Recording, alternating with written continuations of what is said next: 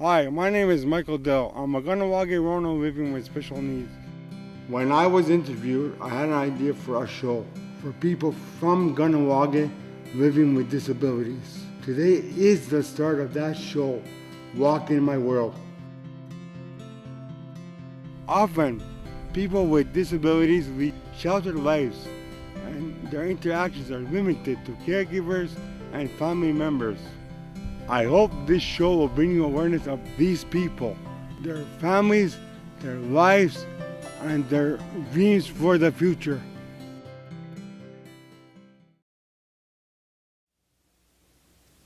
Sometimes when a person like myself has an illness like I do, people don't always understand.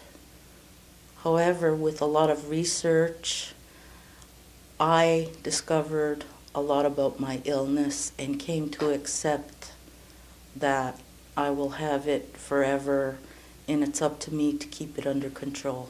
At 17 years old, I can remember my first distinct episode of the highs and the lows of bipolar disorder.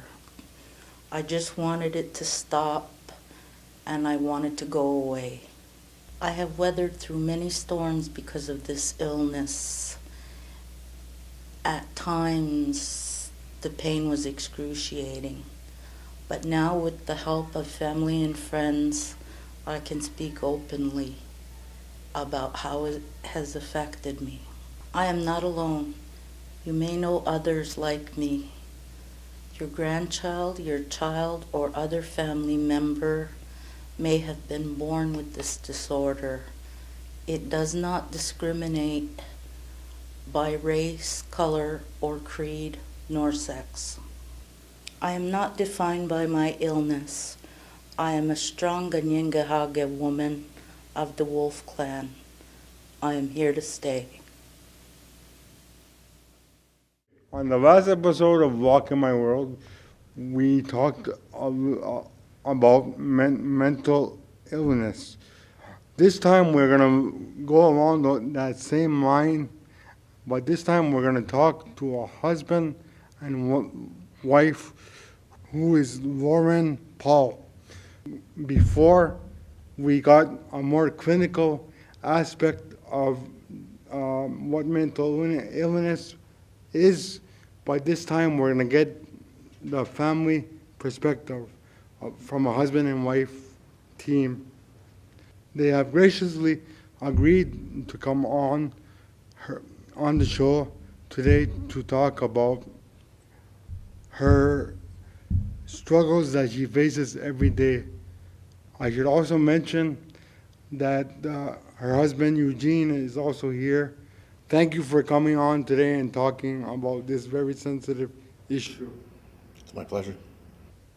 Maybe you can start by just explaining from your perspective, Lauren, what chemical imbalance is. Okay, it just means that I have certain chemicals in my brain or I lack chemicals in my brain that make me act in a certain way if I'm not medicated. Like misfiring in a machine. I can't describe it any better, but it's the same across the board, I guess, with all of the other illnesses. People lack a certain chemical to make them even. This is why I have to take mood stabilizers and antidepressants.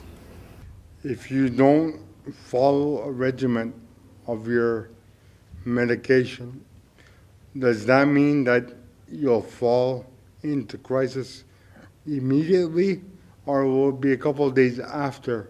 If it's one time, one dose, no, I'm fine. Okay. But if I were just to completely stop within a few days, I'd be high, or I'd be low, low, low. Obviously, there's some warning signs to look for to know that it's coming. if I forgot to take my medication, there's warning signs that your body sends to you. Yeah, if it's going to start out, it's usually going to start out in a high, a manic phase. Okay. And there's less need for sleep. I have a lot of energy, very enthusiastic, overly happy, just everything's off the board. And then you know very well after that happens, you're going to go down into a low depression. After that unfortunate episode happened, uh, can you go to the clinic here in town, or uh, is it a big trip to the Montreal right away?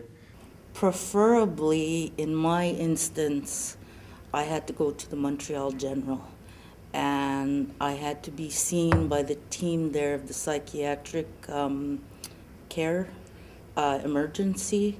And at the time, they admitted me immediately, and they have to observe you to see what medications you're going to respond to and adjust the dosages.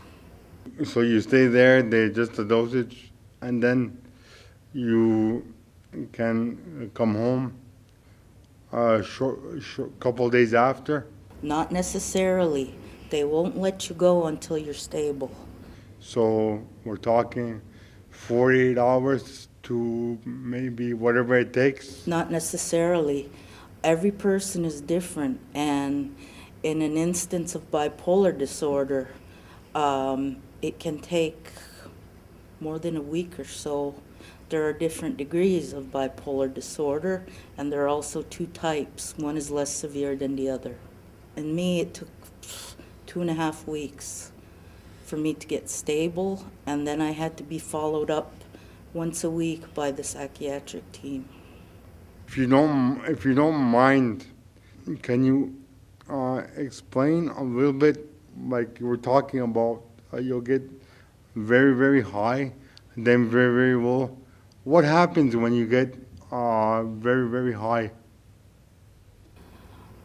I have like boundless energy, little need for sleep, a lot of spending. Um, I just want to accomplish everything there is to do in the world, take on a whole lot of projects. Just go nonstop and talk and get argumentative. How did bipolar disorder limit your life? Well, I lived with a lot of lows and highs before I was diagnosed. The first time I recall, I wanted a military career, and I had to come home from basic training because I hit a real low. And after that, it worsens as you get older. I was only 17 at the time, so little by little I got better on my own. But then I got high, and then it evened out. But as you get older, if you're not medicated, the highs and the lows get worse. So I wanted a military career. Okay, I couldn't have that. I wanted a college degree. I couldn't have that. I'm still trying to get a certificate in journalism. There's a lot of things I couldn't do in my life. And it's not because I'm a lazy person. It's not because I lack drive. Eugene, when she was going through all that, how did you, like, what was your feeling? Were you in a state of panic when you found out that she had this disorder? Like, oh my God, what do I do next? I want to stay with her, but what do I do to support her?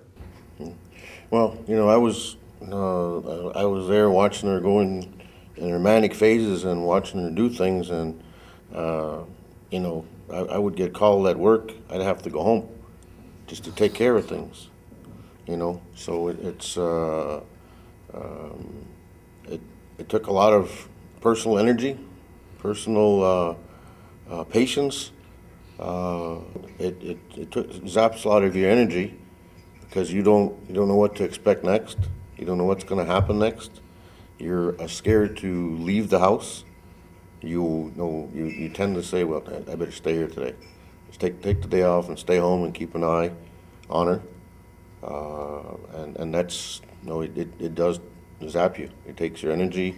It makes your mind wander and think of the worst and hope for the best.